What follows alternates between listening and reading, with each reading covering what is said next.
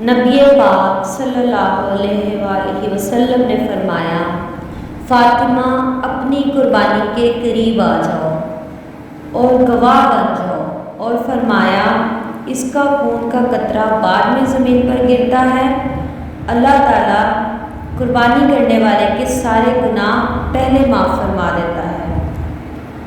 حضرت فاطمہ کی شان اقدس پر بھی ہماری مائیں قربان، ہماری بیٹیاں قربان، کیا انداز ہے سیدہ کا، فوراً پوچھتی ہیں، فوراً امت کا بھلا کرتی ہیں، کہتی ہیں یا رسول اللہ یہ صرف اہل بیت کے لیے ہے یا سارے مسلمانوں کے لیے ہے؟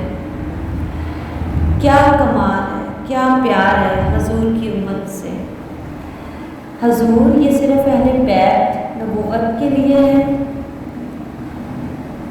نبی پاک نے فرمایا نہیں فاطمہ، یہ سارے مسلمان کے لیے فضیلت ہے۔